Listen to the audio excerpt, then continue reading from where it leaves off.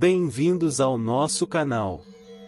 A história de terror da mente de um assassino conta um segredo de vida terrível sobre como pode funcionar a cabeça de um homem que busca vingança acima de tudo.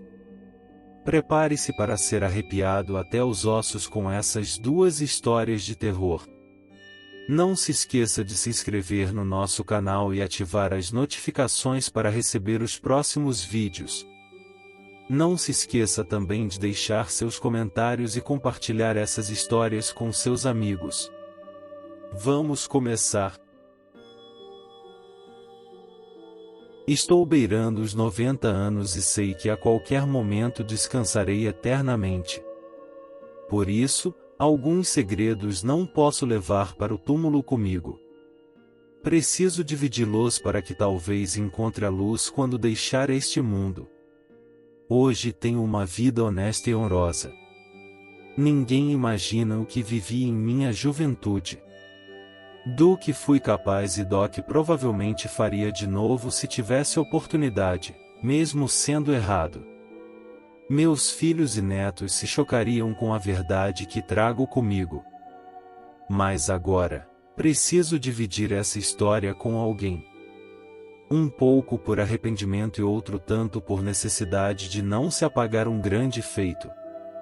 Espero que quando eu terminar este relato, eu consiga vê-lo com outros olhos e me arrepender por completo, perder este fundo de admiração pelo passado.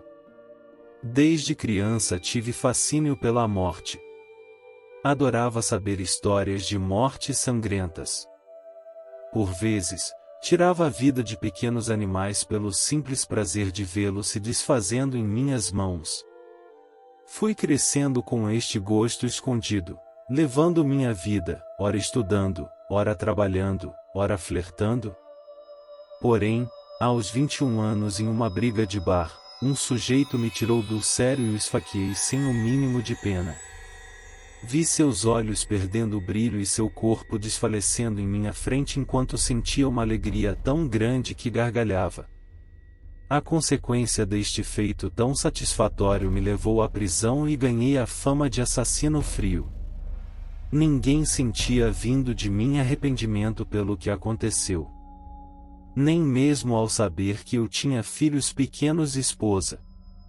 Fui encaminhado à cadeia pública Raimundo Vidal Pessoa em Manaus, Amazonas e todos os detentos demonstravam um certo respeito e temor por mim, o que facilitou muito meu período de detenção nos anos 50. Naquele prédio sombrio vi o terror de perto. Os longos períodos sem banho de sol, a comida azeda, as celas superlotadas e fétidas, levavam os homens dali à loucura.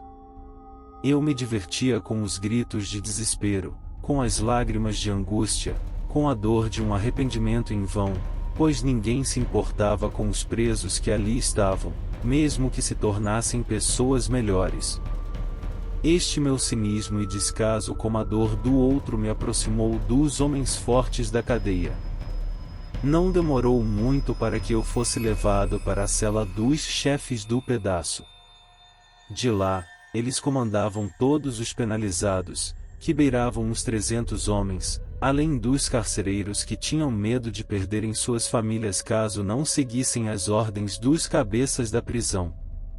Neste período conheci um companheiro que me ensinou muito sobre o desprezo ao ser humano. Ele não se importava com mais nada. Eu era jovem e me deslumbrava com aquele senhor de uns 60 anos que ostentava as 28 pessoas que levou para ver o além das formas mais cruéis possíveis. Eu passava horas ouvindo contar sobre as torturas e as súplicas pré-morte daqueles que aleatoriamente ele simplesmente decidia que merecia morrer. Estranhamente, este mestre do assassinato viu algo neste amador e então uma relação, que se pode chamar de amizade monstruosa e sombria, surgiu. Passamos 2 anos dividindo cela e comandando aquele mausoléu. Até o dia que uma rebelião estourou contra nosso grupo e, na confusão, meu amigo foi morto a pancadas por um grupo de 50 homens. Não sobrou corpo para sepultar. O ódio tomou conta da prisão. Todos nossos parceiros se viraram contra mim e aquela glória acabou. Fui espancado diversas vezes, tiraram aquela comida podre de mim e fiquei 3 meses no castigo da solitária. Após este período de afastamento, algo começou a acontecer. Todas as noites eu sonhava com meu amigo pedindo vingança. Eu era um homem sozinho contra centenas de assassinos, ladrões e estupradores. Eu não poderia lutar assim. Estava em completa desvantagem. Meu amigo sabia disso. E começou a me visitar na solitária todos os dias. Conversávamos por horas. Sim, eu falava com o morto, que unia as forças do inferno para vir até mim e me instruir sobre como vencer aqueles homens que o mataram. Quando fui tirado da solitária e devolvido à cela comum, nosso plano estava formado. Eu eliminaria um por um daqueles homens com a ajuda das trevas e do maligno. Eu estava dividindo cela com outros 22 homens, 5 deles participaram do massacre. O primeiro a morrer estava dormindo quando o ataquei e não pensem vocês que eu deixaria vestígios para mais condenações. Ele dormia calmamente quando entrei em seus sonhos e o conduzi até que prendesse sua respiração e morresse naturalmente. Entretanto, de natural não teve nada, pois ele sentia o desespero da morte e não conseguia acordar. Tentou lutar mentalmente, mas era impossível. Ele sentiu quando não aguentaria mais e seu corpo se entregou à morte.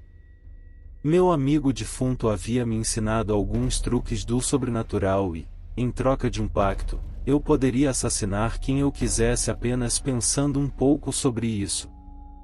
Optei por mortes dolorosas na mente das pessoas, enquanto seus corpos pareciam passarinhos dormindo tranquilamente. Em uma semana, os 5 da minha cela estavam mortos. O que fazia os demais temerem haver uma doença que estava levando misteriosamente os presidiários, inclusive servindo para esvaziar o espaço, pois não colocavam outro no lugar para não morrer mais gente. Foi uma excelente estratégia. Pouco a pouco aquelas mortes simplórias estavam me entediando. Então, armei algo um pouco mais interessante. Certa manhã, nos liberaram para o banho de sol e, vi ali, uma ótima oportunidade de continuar com minha vingança. Um grupo com dezenas de homens, sendo sua grande parte os assassinos do meu amigo e os demais criminosos contra crianças, estavam reunidos em um canto quando manipulei os pensamentos de todos eles. Em poucos minutos um a um foi se suicidando. Suicídio coletivo com requintes de autocrueldade. Foi muito satisfatório ver aqueles homens enlouquecidos, banhados em sangue e desespero, com pedaços de pedras e outras armas artesanais criadas para sobreviver na prisão sendo usadas contra seus próprios fabricantes. Ninguém compreendia o que acontecia na cadeia de Manaus. Não bastava o horror dos crimes e da organização do sistema prisional, agora o medo era da morte que ali rondava. Em pouco mais de 3 meses, todos os assassinos do meu companheiro haviam encontrado no inferno e entendiam perfeitamente o motivo de sua morte. Infelizmente, peguei gosto pelo meu poder e outros acabaram servindo de entretenimento para meu tempo preso, ultrapassei meu mestre com louvor. Com pelo menos 100 mortes sem nenhum sinal de minhas mãos. Com certeza, o tempo que eu havia ficado apenas matando ratos na cadeia, fizeram minha vontade de matar crescer ainda mais. Quando cumpri minha pena, de alguma forma senti que não deveria fazer mais aquilo e nunca mais as sombras da morte me rondaram. Creio que se sentiram satisfeitas com o trabalho feito por mim. Então, retomei meu caminho, casei-me, tive filhos e netos. Uma vida tranquila e banal. Vez ou outra sinto saudades de sentir a vida do outro sendo usurpada por meus desejos, entretanto acabo me contendo. Escrevendo tudo isso, pensei que sentiria arrependimento por vivenciar e causar tanta dor e sofrimento. Mas, o que estou sentindo, na verdade, é uma vontade louca de retomar os meus feitos e ver vidas se desfazendo apenas porque eu quero. Pensando bem, isso é possível. Quero entrar nos pensamentos de quem está lendo minhas memórias e causar um estrago. Então, torça para que eu já esteja ao lado daquele que tanto admiro para que você não seja mais uma vítima dos meus caprichos. Esperamos que vocês tenham gostado dessas duas histórias de terror. Se você quiser mais conteúdo assustador, não deixe de se inscrever no nosso canal e ativar as notificações, para não perder nenhum vídeo novo. Agradecemos por assistir e esperamos vê-los novamente em breve. Até a próxima!